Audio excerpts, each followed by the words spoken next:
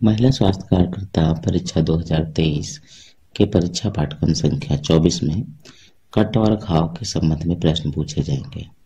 प्रस्तुति में आपको घाव का वर्गीकरण, घाव के प्रकार, घाव के भरने के चरण, घाव में किए जाने वाले प्राथमिक उपचार, घाव में किए जाने वाली विभिन्न ड्रेसिंग के साथ साथ कुछ चिकित्सीय शब्दावली के संबंध में चर्चा की जाएगी।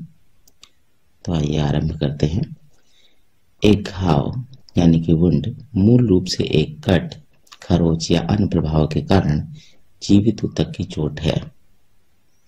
यहाँ पर यह बात ध्यान रखने योग्य है कि घाव, कट या खरोच को सामान्यतः वुंड ही कहते हैं। घाव में से कुछ सतही होते हैं और कुछ बाहरी त्वचा तक सीमित होते हैं, जबकि कुछ घाव अंतर्निहित ऊतकों को नुकसान पहुंचाते हैं। घाव का वर्गीकरण इस प्रकार है। सतही घाव त्वचा की एपिडर्मिस परत तक ही सीमित होता है। आंशिक मोटाई का घाव, जिसमें त्वचा की एपिडर्मिस और डर्मिस परत को मिलकर जो चोट लगती है, उसको आंशिक मोटाई का घाव कहते हैं। पूर्ण मोटाई का घाव कुछ मामलों में डर्मिस, चमड़े के नीचे की वसा जो कि हाइपोडर्मिस में होती है, यहाँ तक कि हड्डी को मिलाकर जो घाव या चोट लगेगा उसको हम पूर्ण मोटाई का घाव कहेंगे। चित्र के माध्यम से आपको ये देख लेना चाहिए कि हाइपोडर्मिस में फैट सेल्स आते हैं। घाव के प्रकार, घावों को प्रभावी ढंग से दो श्रेणियों में विभाजित किया गया है: खुले घाव और बंद घाव। खुले घाव वे घाव होते हैं जहां त्वचा फटी हुई, छिली हुई, कटी हुई या छिद्रित होती है, जबकि बंद घाव वे होते हैं जिसमें आंतरिक ऊतक क्षतिग्रस्त हो जाती है लेकिन ऊपरी त्वचा बरकरार रहती है।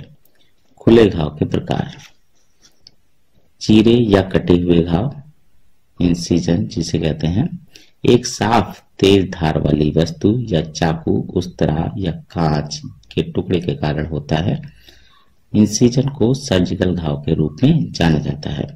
उदाहरणतः सर्जन एक छोटा चीरा लगाकर उसमें ट्यूब डालता है, तो इस प्रकार इंसिजन सर्जिकल घाव के रूप में भी जाना जाता है। एब्रेजन ये एक प्रकार का सतही घाव है जिसमें त्वचा की सबसे ऊपरी परत हट जाती है। डामर, पेड़ की छाल या कंक्रीट जैसी खुरदरी सतह पर फिसलने से अक्सर एब्रेजन घाव होता है।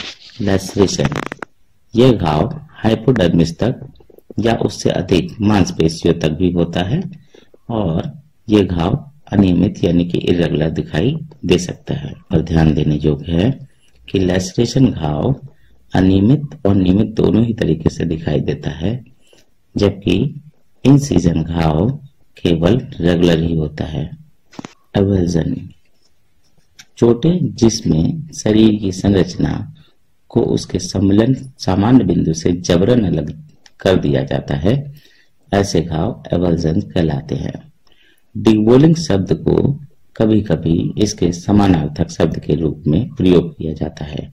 डिगबोलिंग जिसमें शरीर के शीर्ष पर त्वचा और ऊतक अंदर की मांसपेशी, हड्डी या संयोजी ऊतक से अलग हो जाते हैं।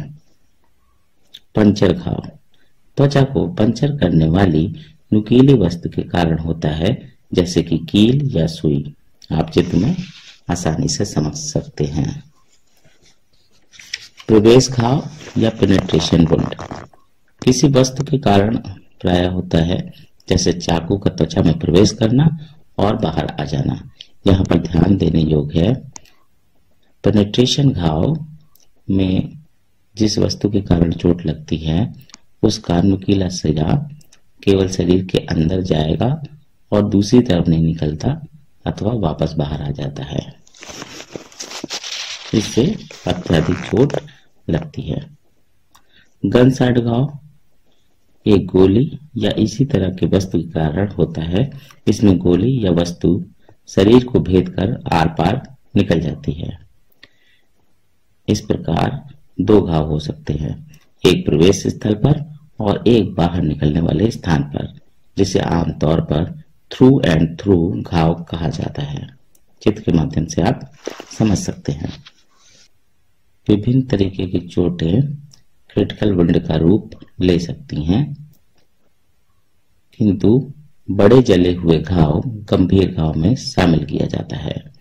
ये घाव गंभीर हाइड्रो इलेक्ट्रोलाइटिक परिवर्तन के कारण बन सकते हैं, जिनमें द्रव की हानि, साथ ही साथ इलेक्ट्रोलाइट्स असंतुलन और बढ़ा हुआ अपचय शामिल होता है। बंद घाव में कम श्रेणियां होती हैं, लेकिन खुले घाव की तरह यह भी अत्यंत खतरनाक होती हैं।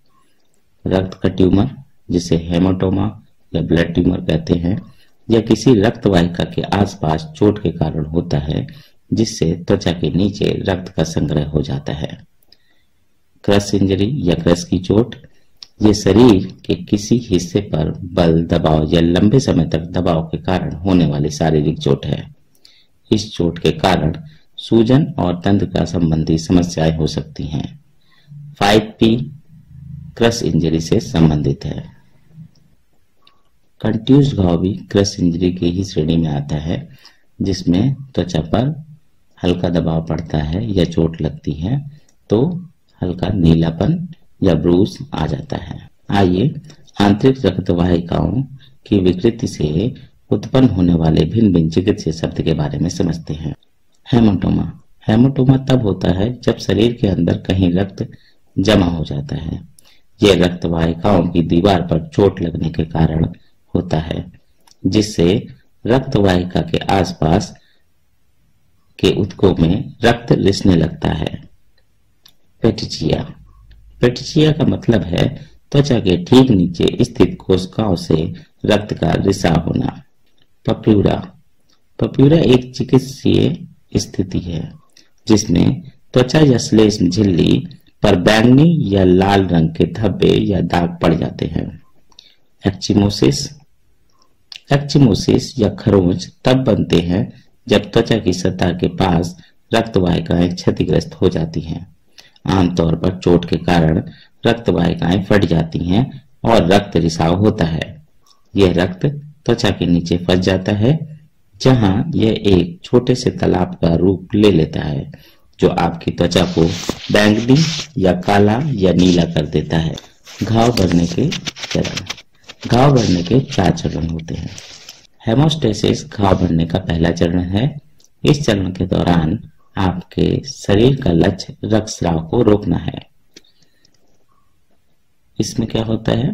इसमें घाव के आसपास की रक्त वाहिकाएं सक्रिय हो जाती हैं, जिससे घाव में बहने वाले रक्त की मात्रा कम हो जाती है। शरीर के प्लेटलेट्स आपके रक्त का वह भाग जो थक्का बनाने में शामिल होता है, एक साथ चिपक जाते हैं और शरीर रक्त वाहिकाओं की दीवारों में दरारों को बंद कर देते हैं। थक्के बनने की प्रक्रिया के दौरान प्लेटलेट्स कोलेजन नामक लोचदार ऊतकों और थ्रोम्बिन नामक एंजाइम से मिलते हैं। इससे शरीर का रक्त जल की तरह गाढ़ा हो जाता है। घाव भरने का यह पहला चरण बहुत तेजी से होता है, आमतौर पर कुछ ही मिनटों में। स्वेलिंग यह घाव भरने का दूसरा चरण है। यहाँ श्वेत रक्त कोशिकाएं मृत कोशिकाओं को खत्म करती हैं और अवशेष को हटाती हैं। इस चरण का लक्ष्य घाव को साफ करना और स्थिर करना है।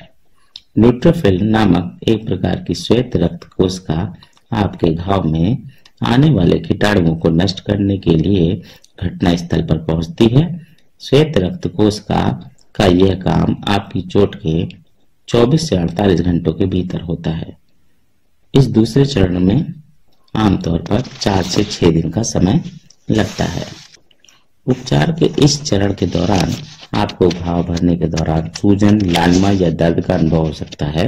आपकी त्वचा छूने पर गर्मी लग सकती है और आपको अपने घाव के आसपास साफ तरल दिखाई दे सकता है। ये सभी संकेत हैं कि घाव भरने का स्वेलिंग या इन्फ्लेमेशन वाला चरण अच्छी तरह से चल रहा है।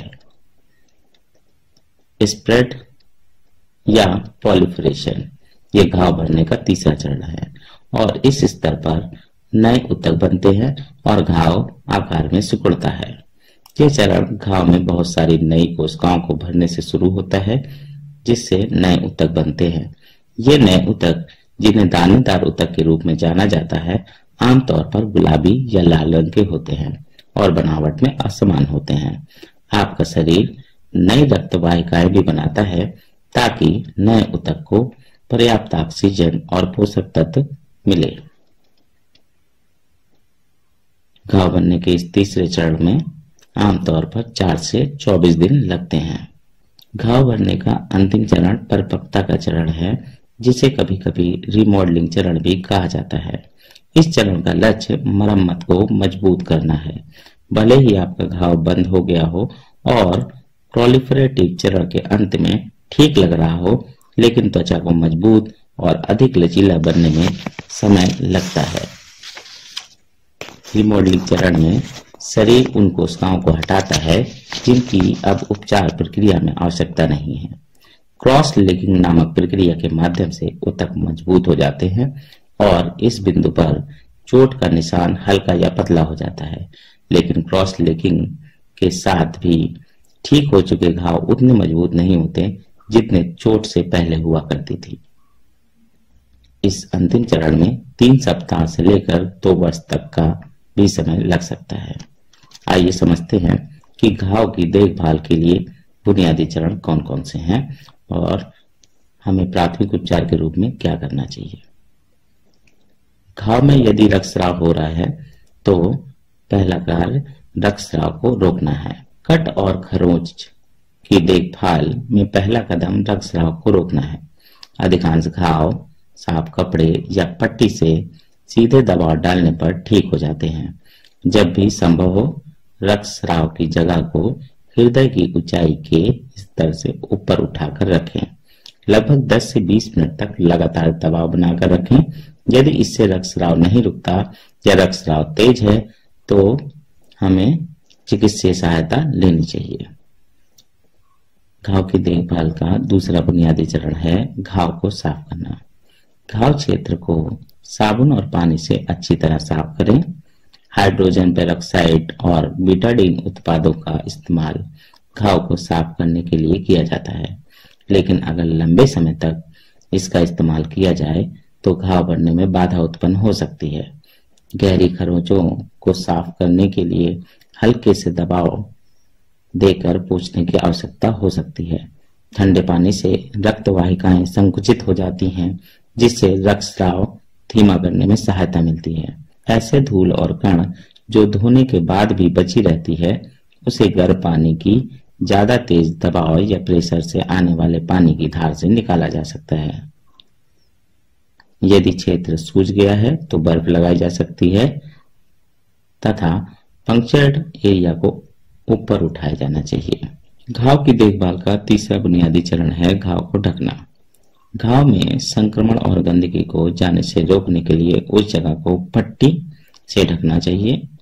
संक्रमण को रोकने के लिए एंटीबायोटिक मलहम लगानी चाहिए।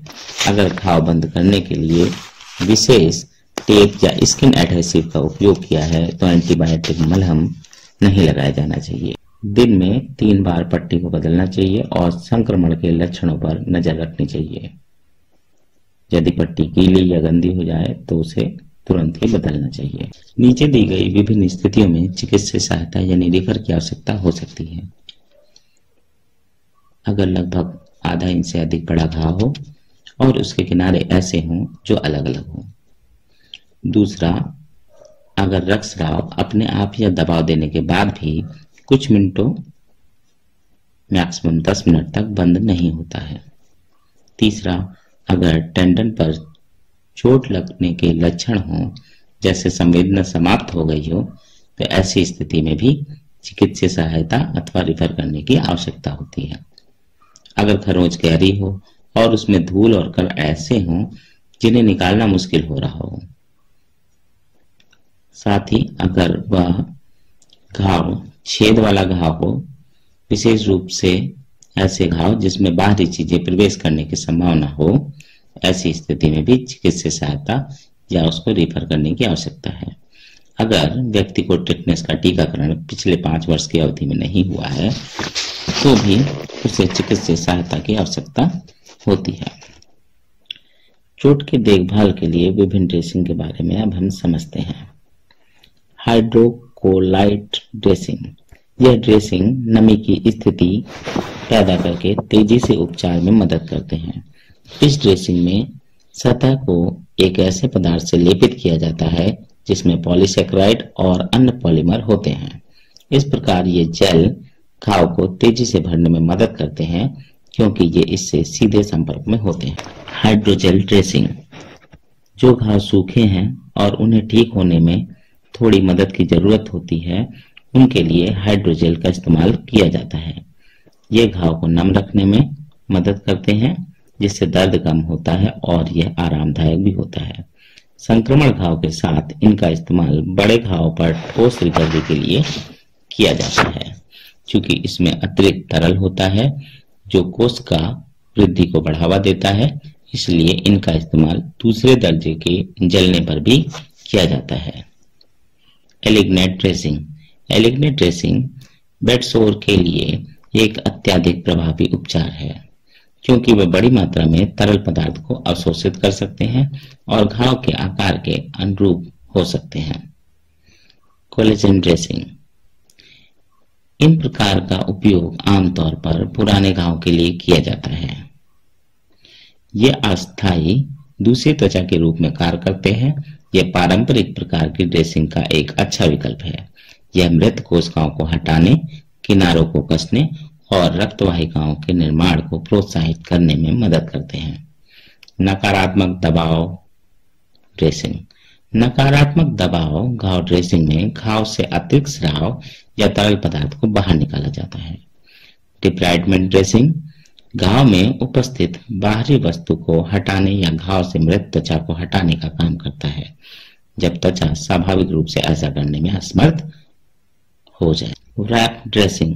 इस उपचार तकनीक में प्रायः पैर की सूजन को कम करने और रक्त परिसंचरण को बढ़ाने के लिए निचले पैर के चारों ओर एक पट्टी कसकर लपेटी जाती है। आशा करता हूं कि कट और घाव से संबंधित ये प्रस्तुति आपको अच्छी लगी होगी और आपकी परीक्षा की दृष्टि से भी उपयोगी सिद्ध होगी। धन्यवाद।